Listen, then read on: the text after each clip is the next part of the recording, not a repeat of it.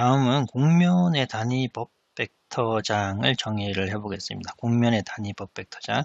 앞에서 이제 곡선의 단위법 벡터장은 n이라고 알고 있었죠. n. TMB 할 때. 근데 여기서는 곡면 위에서 단위법 벡터장을 정의를 해봅니다. 자, 어떻게 정의하는지 한번 보시죠.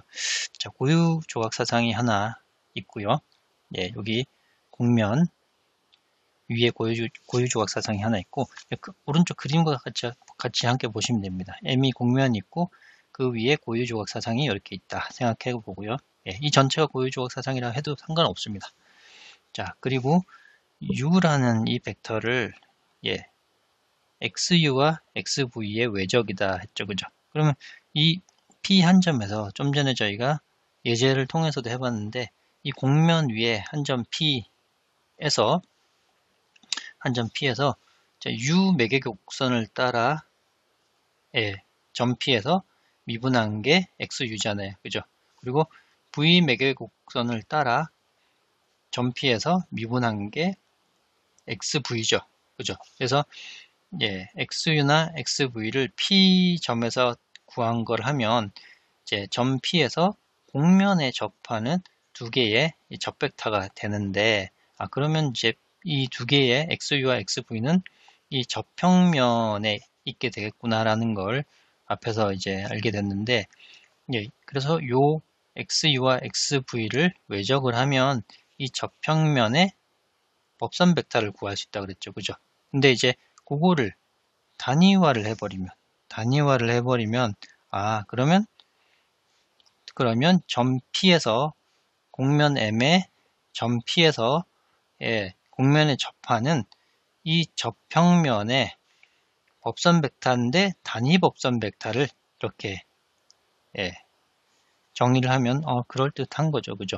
그럴듯하죠. 그죠? 이게 법선 벡터니까 이렇게 이제 P에서 접평면에 직교하는 단위법 벡터인데 벡터장이라고 썼습니다. 왜냐하면 P가 지금 여기 정해져서 U라는 이 점 P에서 곡면에 직교하는 그런 단위 벡터, 단위 법선 벡터 하나 구해야 되는데, 이거는 이제 이 점이 P가 아니라 다른 점에서도 똑같이 여기가 뭐 점 Q가 있다 그러면 여기는 P에서 구한 거고, 그러면 여기서 곡면의 수직인 그리고 길이가 1인 UQ라는 걸 또 구할 수 있습니다. 그러니까 모든 곡면 위에 여기서도 U 매개곡선, V 매개곡선 하면 둘 다 XU, XV에 직교하면서 곡면에 직교하는 U라는 걸 다 구할 수 있죠. 한 점 한 점에서. 그래서 이제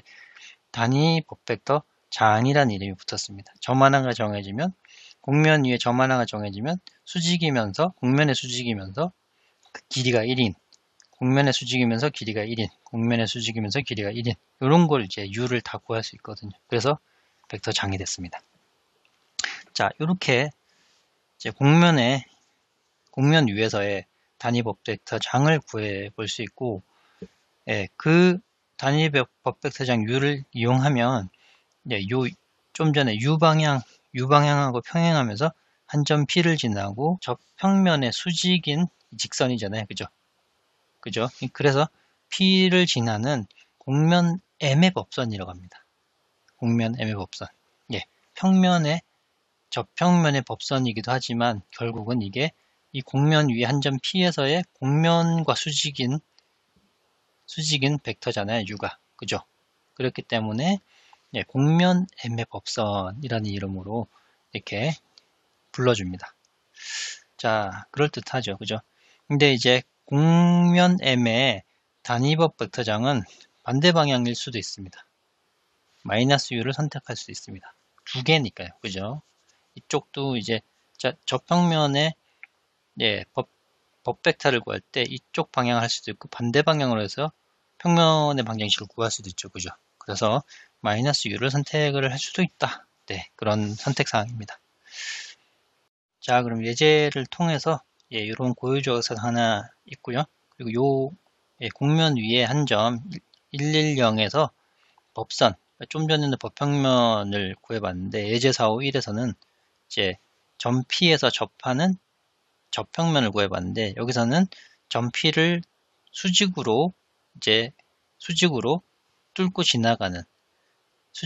지나가면서 곡면의 수직인 그런 법선의 방정식을 구해보라 라는 겁니다.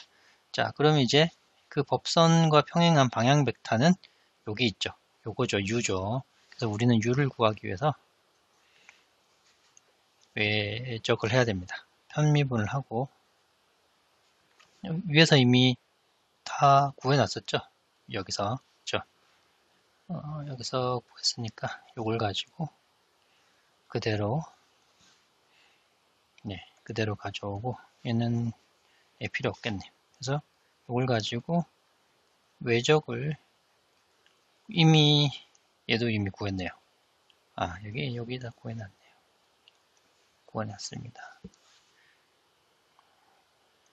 구해놨고 이 벡터가 바로 이 벡터가 지금 그림에서 보면 U 방향의 벡터인데 단위화가 안 돼 있잖아요. 그죠? 이걸 가지고 활용해서 U를 한번 구해 보겠습니다. 자, 이걸 가지고 U, P에서의 그러니까 P는 요거죠. 이 점에서 단위법 벡터는 XU, XV를 단위화 하면 되는 거니까 이 크기를 한번 구해보면 루트 4, 4, 1 3이네요. 3. 그러니까 크기는 3이니까 3으로 나눠주면 됩니다. 3으로 나눠주고 마이너스 2, 2, 1 요게 바로 여기 곡선 M 위에 단위법 벡터가 되는 거겠죠. 그죠? 그래서 법선을 구하면 법선은 직선의 방정식이니까 한 점 P와 플러스 매개의 변수 T의 지금 방금 구한 방향 벡터 해주면 되죠. P는 1, 1, 0 플러스 T에다가 3분의 1에 요걸 해주면 되는데 자 그러면 이렇게 곱해줘야 되니까 마이너스 3분의 2t 플러스 1 여기 1 그리고 3분의 2t 플러스 1 되고 지성분은 3분의 t가 되네요. 그죠? 물론 t는 여기서는 매개 변수니까 이미 실수. 이런 식으로 직선의 방정식, 그러니까 곡면 위 한 점 P를 수직으로 뚫고 지나가는 법선의 방정식을 구할 수 있습니다. 자, 이제 정리 하나 보고 갈 텐데 이번 정리는 그레디언트 벡터 필드라고 저희가 미분적 분학에서 배운 그레디언트 또는 델이라고 불렀죠. 그 바로 벡터 장이 되겠습니다. 좀 전까지는 저희가 곡면 위에 한 점에서 이 곡면의 수직인 그런 단위 법 벡터 U라는 거, 그죠? 뭐 예를 들면 P점에서 또는 U라는 걸 하면 이제 고유조각 사상으로 주어질 때는 이렇게 편미분을 이용해서 그리고 그거를 외적을 하고 단위화를 해주면 되죠. 이렇게 하면 이제 한 점 곡면 위에 점 P에서 법 벡터를 물론 단위법 벡터를 구할 수 있죠. 그죠? 그러면 이제 요거는 고유조각 사상이니까 이렇게 구할 수 있는데 이제 고유조각 사상이 아니고 어떨 때는 곡면이 그냥 이런 방정식 형태로 주어진 게 있을 수 있거든요. 그러니까 예를 들면 이런 거 구면 위에서 구면 위 한 점에서 이런 뭐 수직인 그런 벡터를 법 벡터를 한번 구해봐라 이럴 수 있잖아요. 그죠? 근데 얘는 이제 고유조각 사상으로 표현이 안 돼 있으니까 그럼 어떻게 구해야 되냐? 그 구하는 방법이 바로 그레디언트가 되겠습니다. 네. 자, 그레디언트 우리 잘 알죠? 그레디언트는 이런 함수를 x에 대해서 편미분해서 x 성분함수 만들고 y에 대해서 편미분해서 y 성분함수 만들고 g에 대해서 편미분해서 g 성분함수를 만든 게 벡터장이잖아요. 그죠? 요게 바로 요 곡면 이렇게 방정식으로 표현된 곡면 위에 점에서 수직인 벡터장이 되겠습니다. 넌지러이고요. 그리고 0벡터가 아니고 그리고 노말 수직인 벡터장이 된다. 그러니까 왜 이렇게 하면 수직이 되냐? 한번 증명을 해봐야 되겠죠. 정리니까. 자, 일단 곡면 M 위에 한 점 P를 한번 선택을 해봅니다. 네. 자, 그러면 M 위에 곡선 중에서 M 위를 여기 빨간색으로 나타낸 자, P를 지나고 P를 지나는 M 위에 뭐 정직 곡선 하나를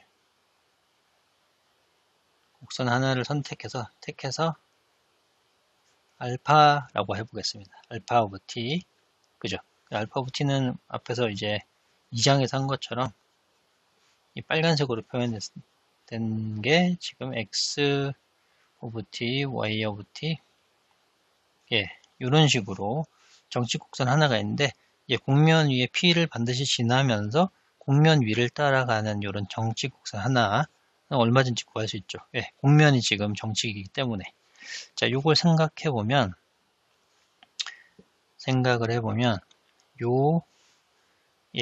요렇게 곡면의 방정식으로 주어진 요거를 g라는 함수를 전미분을 한번 해봅니다. 전미분.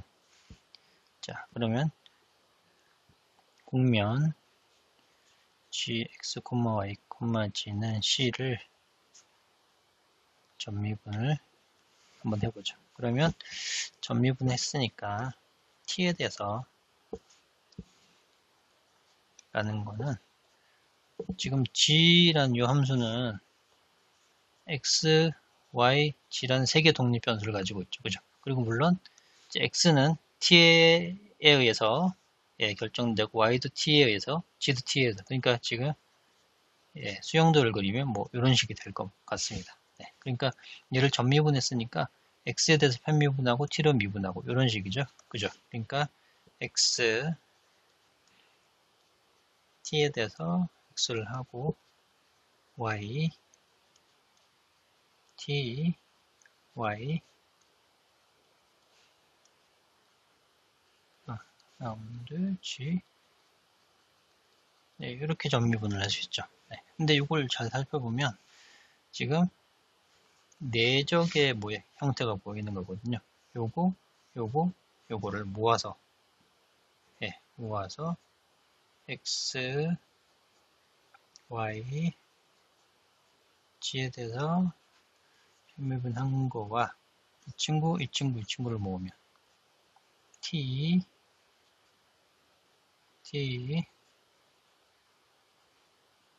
이거를 내적한 거잖아요. 그러니까 성분끼리 곱해서 더한 게 이거죠. 그죠? 그러면 지금 요거 한번 보면 우리가 잘 알고 있는 바로 그레디언트 G라는 이 부분이 그런 형태가 되고 요 뒷부분은 이 곡선 알파를 T에 대해서 미분한 거잖아요. 그죠? 알파 프라임 오브 T. 근데 지금 요거를 전미분했다라는 거는 t에 대해서 미분했다는 거는 상수를 t에 대해서 미분하니까 이 친구는 0이 됩니다. 자, 이게 무슨 말이죠? 그레디언트란 요 벡터는 지금 알파 오브 t, 요 알파 오브 t가 p점이잖아요. 그죠?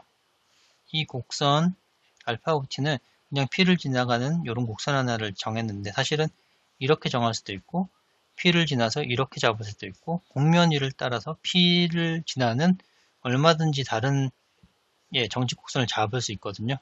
그죠? 근데 그 정직 곡선을 잡을 때마다 다른 정직 곡선을 잡을 때마다 모두 다 그레디언트 G와 수직이라는 겁니다. 그죠?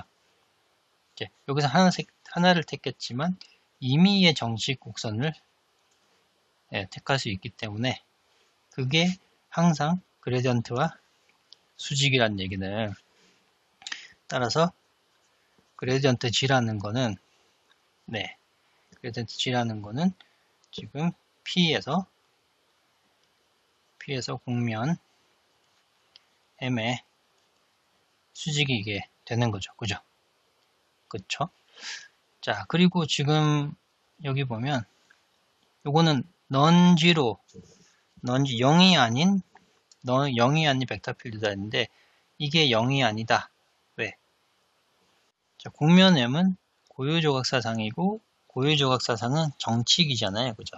자, 정칙이란 얘기는 정칙이란 얘기는 최소한 최소한 이제 공면의 정칙이란 얘기는 아니면 사상의 정칙이란 얘기는 라운드 요게 0이 아니거나 또는 y 여기 0이 아니거나 또는 최소한 0이 아니거나 여기 최소한 하나는 0이 아니어야 되죠. 왜냐하면 이제 dg 이게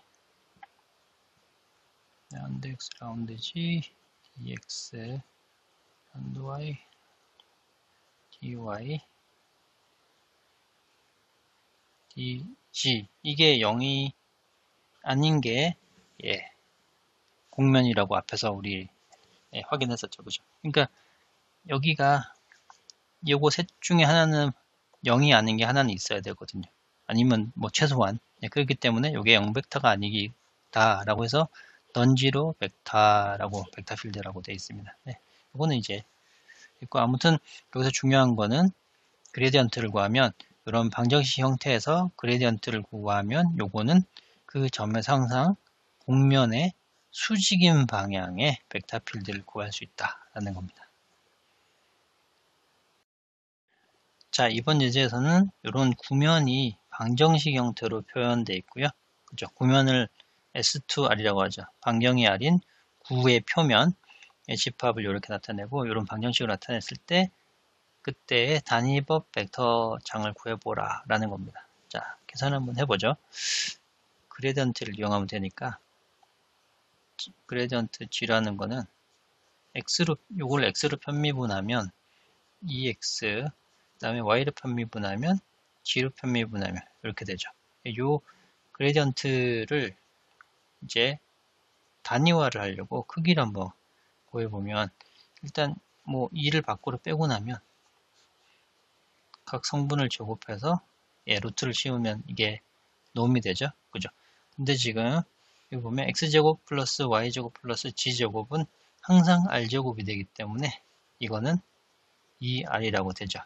그죠? 그러면 이제 U, 단위법 벡터장 U라는 거는 지금 그레디언트 G를 단위화 하면 되는 거니까 2R로 요거를 이 친구를 나눠주면 되죠. 2를 밖으로 뺀 거 나눠주면 되니까 이거는 R분의 1에 X, Y, G라는 게 바로 단위법 벡터장이 되겠습니다. 자, 요거는 이제 이메이점 P, X, Y, G, 구면 위의 점 X, Y, G에 대해서 항상 단위법 벡터는 이런 식이 된다라는 건데 요거의 의미를 한번 살펴보면 이제 점 P를 가지고 지금 X, Y, G 구면 위에 있는 점 하나를 딱 선택을 하면 지금 요게 바로 구면의 반지름이잖아요. 그쵸?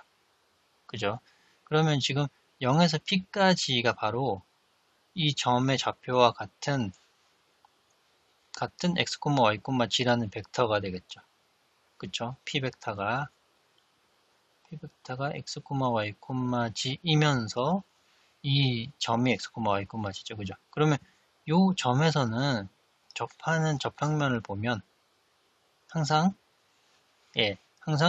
요 벡터에다가 같은 0에서 요 P 벡터랑 평행하면서 같은 벡터죠. 같은 벡터인데 요 반지름으로 나눴으니까 요 크기로 나눴으니까 요 방향은 같지만 크기가 1인 단위화가 된 게 바로 U 벡터가 요만한 게 지금 여기 있는 게 여기서부터 이 P를 시점으로 해서 길이가 1이고 지금 중심에서 P까지 가는 요 벡터랑 평행하게 구면을 뚫고 나가는 밖으로 나가는 벡터가 U 벡터가 되는 거거든요. 그렇죠? 그리고 여기 P라고 되는데 이게 이제 좀 헷갈릴 수 있는데 점 P를 시점으로 한 요 밑에 있는 거는 시점, 점을 나타내는 P를 나타내는 거고요. 요 위에 있는 P는 방향, 0에서 P까지 요 벡터 방향입니다. 벡터 방향. 이 점을 시점으로 해서 요 벡터와 같은 방향의 요 벡터가 바로 법 벡터가 되겠고, 그걸 단위화한 게 이제 길을 줄여서 U가 된 거죠.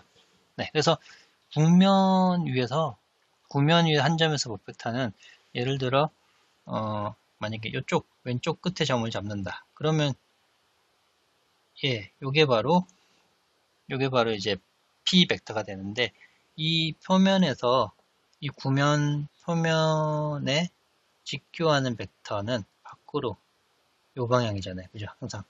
그리고 만약에 여기라고 한다면 요 벡터랑 통행하면서 단위 벡터만큼 또 요 표면에서 항상 수직이 되는 요런 게 U 벡터가 되겠죠. 그죠?